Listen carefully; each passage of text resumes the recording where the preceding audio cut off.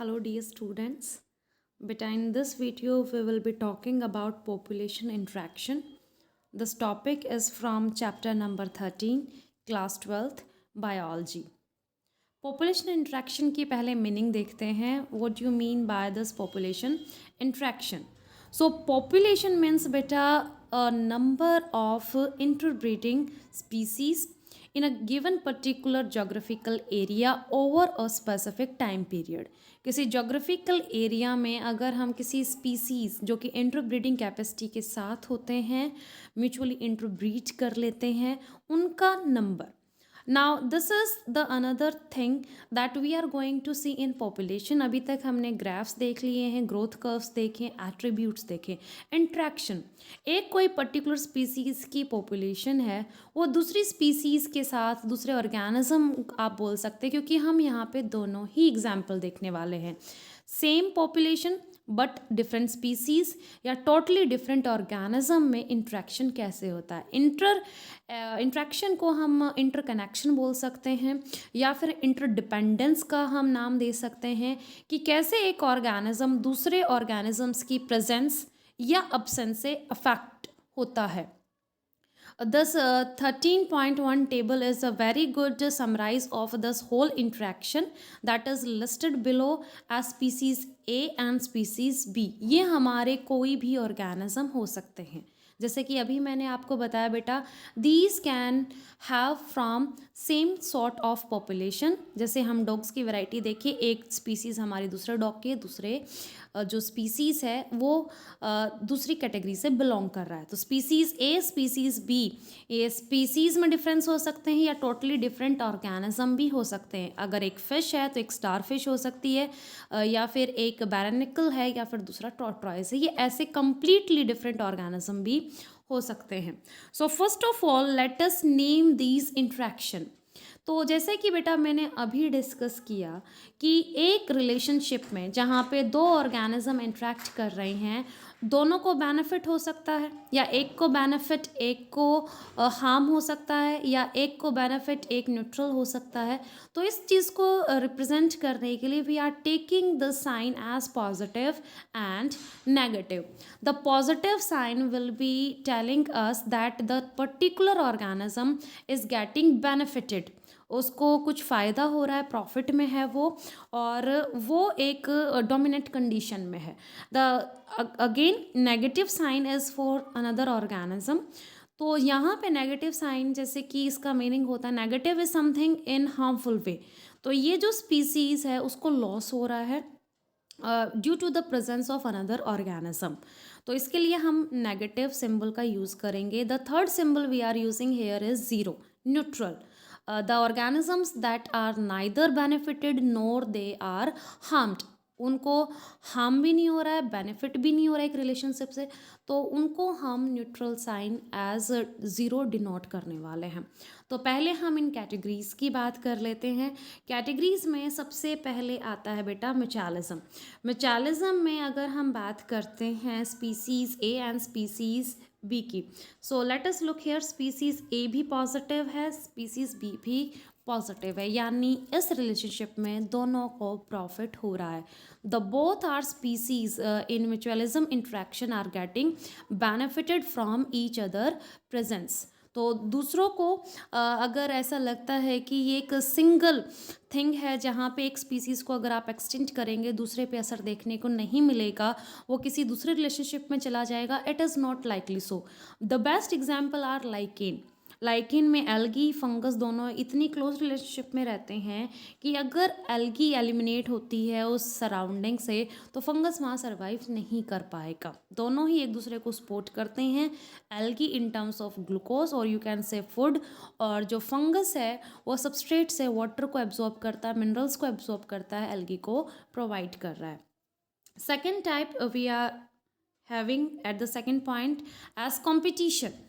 Competition में अगर आप देखेंगे दोनों ही ऑर्गेनिज्म को हमने नेगेटिव मार्क कर रखा है. This is a very very nice example that is depicted in NCERT as we are having a group of lion. ये एनसीईआरटी में नहीं है, ये थोड़ा मैं अलग बता रही हूँ। लॉयन का अगर एक ग्रुप एक फॉरेस्ट में रहता है, वो हर्बीवोर्स पे फीड कर रहा है, दूसरा ग्रुप आ जाता है नियर बाय फॉरेस्ट से लॉयन का, और अब ये दोनों ग्रुप आमने सामने हैं क्योंकि इनका रिसोर्स सेम है। हर्बीवोर्स जो पॉपुलेशन प्लांट्स पे फीड करती है, तो दोनों को नुकसान है। देखने में इनिशियली ये लगता है बेटा कि जो लॉयन पावरफुल है that will be eliminating the next group, और वो एक सुपीरियर कंडीशन में फॉरेस्ट पे होल्ड ऑन कर लेंगे, कब्जा कर लेंगे। लेकिन दोनों ही नेगेटिव कंडीशन में कैसे चले जाते हैं, we will be explaining in the coming topic, कि अगर दूसरा ग्रुप लॉयन का आ जाता है फॉरेस्ट में, so there will be a thing named as resource partitioning. तो रिसोर्स को पार्टीशन में हम डिवाइड कर लेते हैं, दोनों लॉयन के पास आधे आधे रिसोर्स ही बचेंगे, तो दोनों ग्रुप प्रॉपर रिसोर्सेज का फ़ायदा नहीं उठा पाएंगे, दोनों को एक दूसरे की प्रेजेंस से नुकसान होता है। कंपटीशन में ऐसा नहीं है, जो डोमिनेट होगा वही आगे चल के उस इकोसिस्टम पे होल्ड बना पाएगा। This thing we get to see in predation. Predation में जो प्रीडेटर होता है वो डोमिनेटिंग स्टेज में होता है, उसका मेन पावर जो प्रे की पॉपुलेशन है उसको कंट्रोल करने में हम यूज़ करते हैं, या उसकी डेंसिटी को चेकआउट करता है।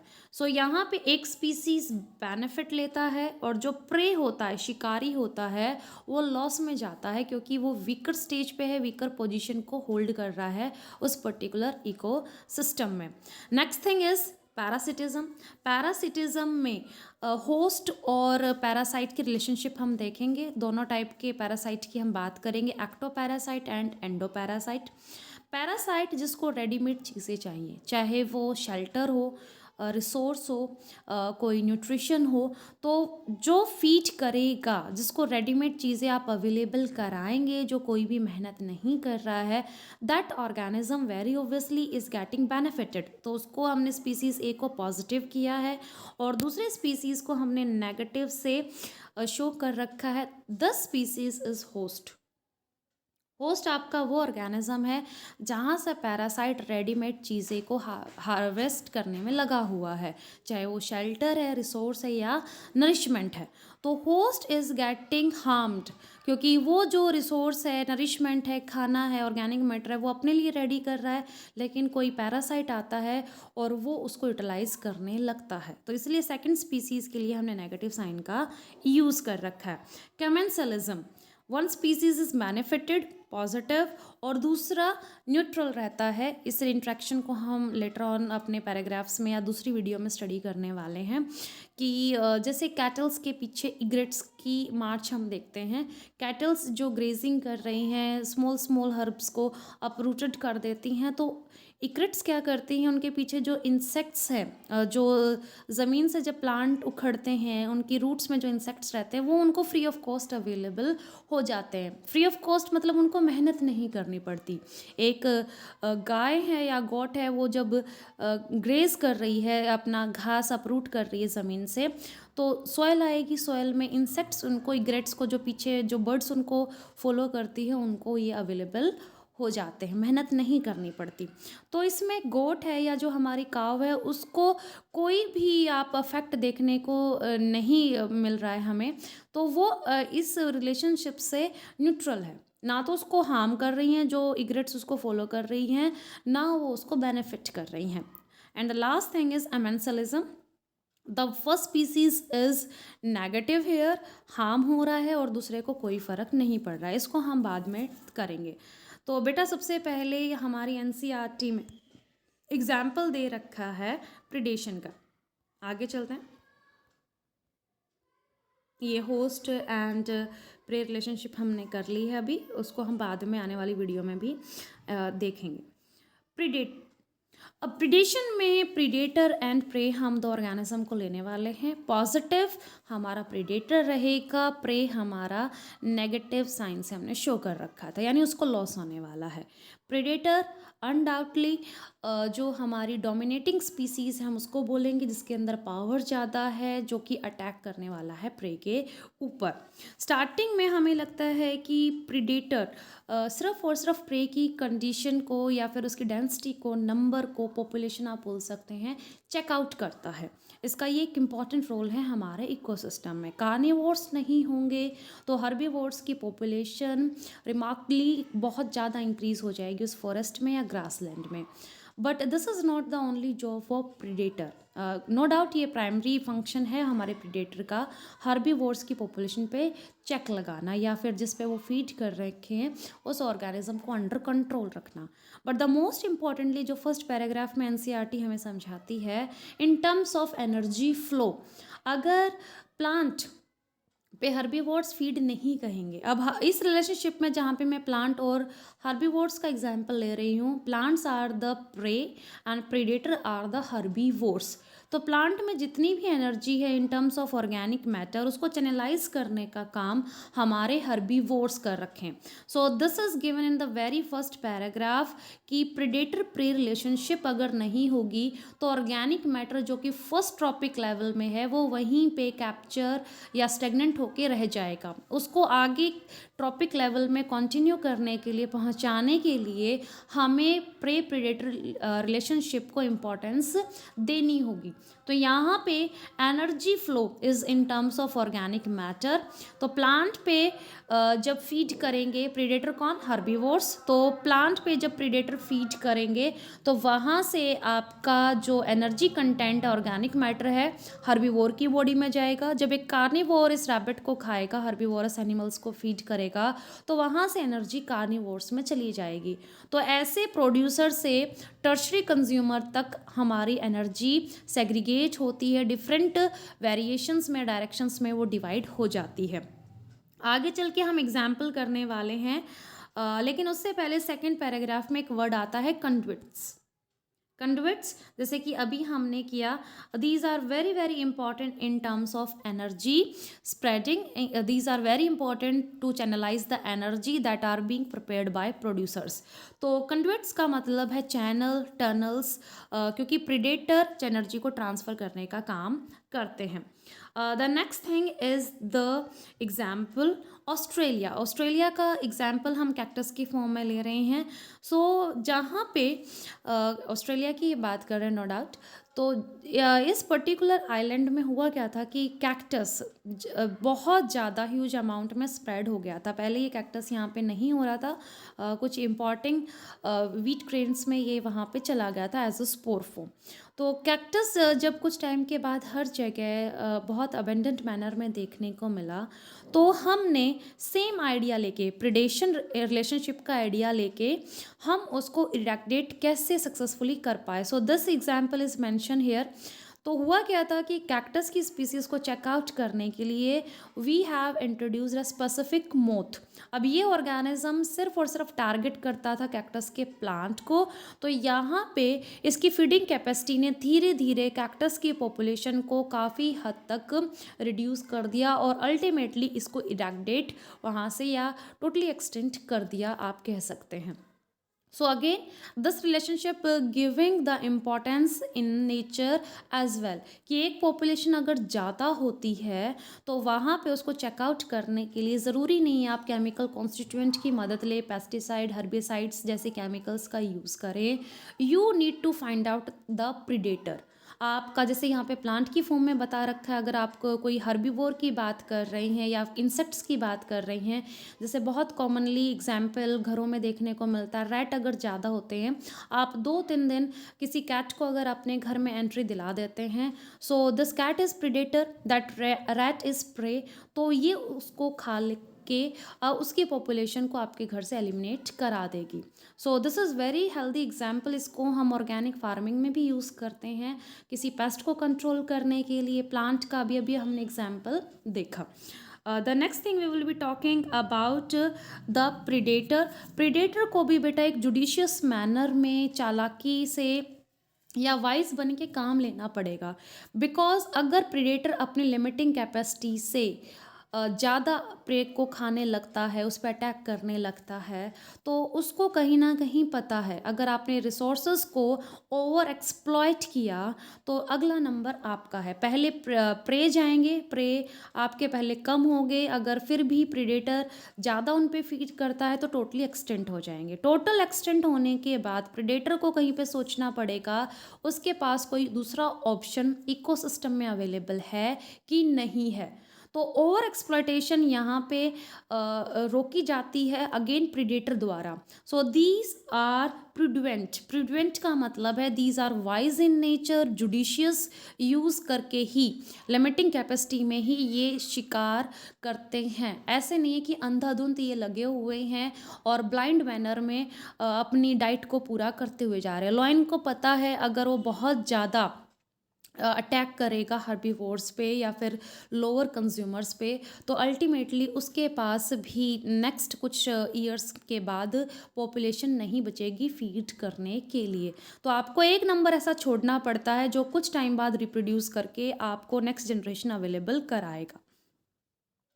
In last topic of this predation we are having some adaptations in prey। अब ये जो हमारे प्रे हैं बेटा दोनों ही हैं, हमने दोनों एग्जाम्पल अभी किए। हर्बीवोर्स के लिए प्रे कौन है? प्लांट्स। और कार्निवोर्स के लिए प्रे कौन है? हमारे हर्बीवोर्स, प्लांट। तो यहाँ पे प्रे जब प्रीडेटर से बचना चाहते हैं तो उनमें नेचर ने कुछ एडेप्टेशंस दी हैं, एडवांटेज दी हैं, जिसमें पहली चीज़ हम कैमोफ्लेज के फॉर्म में कर रहे हैं। तो कलर अगर वो अपना सराउंडिंग से मैच कर लेते हैं और अपने प्रेडेटर को धोखा देने में यानी हाइड करके अपने आप को अगर वो उनको डिसकंसीव कर देते हैं और उनसे बचने में कामयाब हो जाते हैं, so this thing is name as camouflage, hiding in your environment by changing colour. So this is very first adaptation जो कि हम कैमलियन में देखते हैं, और या फिर आप रेटल स्नेक में देख पाते हैं, इनके कलर वेरी करते हैं अकॉर्डिंग टू देयर हैबिटेट। जो लिजार्ड्स हमारे घर में होती हैं लाइट कलर की होती हैं, फॉरेस्ट में जो लिजार्ड्स होंगी वो आपको डार्क कलर की देखने को मिलेंगी। एंड अगेन फ्रॉग्स के भी कलर बहुत ज़्यादा वेरी करते हैं according to their camouflaging environment. The next thing is regarding the taste. Monarch butterfly है, अगर किसी चीज़ को अगर आप खा रहे हैं और प्रेडेटर को उसका टेस्ट पसंद नहीं आता, डिसटेस्टफुल अगर वो उसको लगती है, तो वेरी ऑब्वियसली वो पॉपुलेशन को नेक्स्ट टाइम में अवॉइड करेंगे, ऑर्गेनिज्म पे फीड ना करके कोई दूसरा ऑप्शन वो सराउंडिंग में सर्च करेंगे, देखेंगे। तो यहाँ पे monarch butterfly is very tasteful to predator. तो इसके कारण अपने टेस्ट में चेंजेस करके उसने कुछ केमिकल्स अपने अंदर उस टाइम लिए थे जब वो कैटरपिलर के फॉर्म में किसी पर्टिकुलर ट्रीज़ पे फीड कर रही थी। तो ट्रीज़ से केमिकल उसकी बॉडी में चले जाते हैं और इसको कोई प्रेडेटर खाता है तो उसको पता चल जाता है कि it is not very tasty, so next time I am going to avoid this diet, और you can say monarch butterfly. So this is second adaptation, अपने टेस्ट को वो प्रेडेटर को पसंद ना आने जैसे केमिकल्स में मॉडिफाई कर लेते हैं। The third one will be presence of this spines. Acacia है, कैक्टस है, क्योंकि इस पे बहुत सारे हर्बीवोर्स, अगर हम ज़ीरोफिटिक कंडीशन की बात करें, डेजर्ट में हमारे पास ज़्यादा सोर्सेस नहीं है, तो अकेशिया है, कैक्टस है, जहाँ कैमल्स को, गोट को, शिप को अवेलेबल होंगे वो उस पर टूट पड़ते हैं।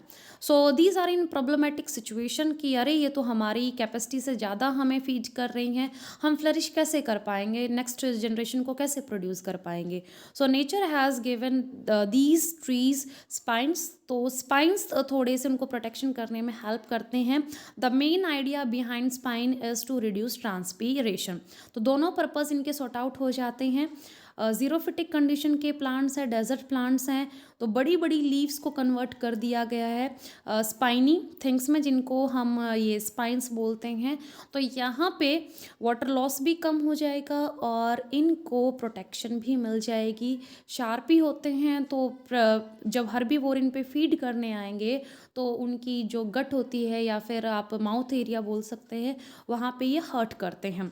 Phytophagous is a word that is in terms of nutrition, जब कोई इंसेक्ट हैं, स्मॉल बर्ड्स हैं, नेक्टर सक करती हैं, जूसेस है, सैप है, साइटोप्लाज्म है, वो प्लांट से सक कर रही है, यानी these are not harming their complete structure, part को ही डिस्ट्रॉय कर देती है, पूरा फ्रूट खा जाती हैं, उसमें से बोर करती हैं, बोरिंग करके होल बना के बस ये सैप को सक कर लेती है। So that type of mode of nutrition is phytophagous.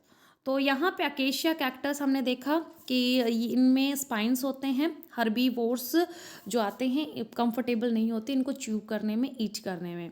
The next thing is Calotropis. Calotropis में फिर हम वही एग्जाम्पल्स की बात कर रहे हैं, जैसा मोनार्क बटरफ्लाई, डिसटेस्टफुल, ताकि ये हर्बीवोर्स को पसंद ना आए तो कैलाट्रोपस है, या हमारे दूसरे जो प्लांट्स हैं जैसे गम प्लांट हो गए हैं, ये कैफीन टी गार्डन्स के फॉर्म में पाया जाता है।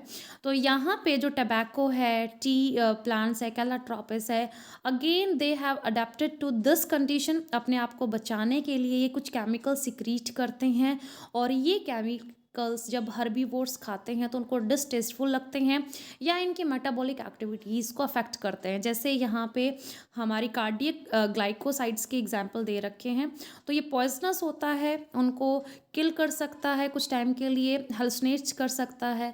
तो next time these organisms will be very very choosy, वो इन प्लांट्स को एलिमिनेट करके ही किसी दूसरे ऑप्शन की तरफ बढ़ जाते हैं। So again these are the adaptations, क्योंकि प्लांट के पास हमेशा एक डिसएडवांटेज रहती है बेटा, एनिमल्स अपनी जान बचाने के लिए प्रेडेटर से लोकोमोट कर सकते हैं, कैमोफ्लेज हो सकते हैं, भाग सकते हैं, लेकिन प्लांट्स का क्या?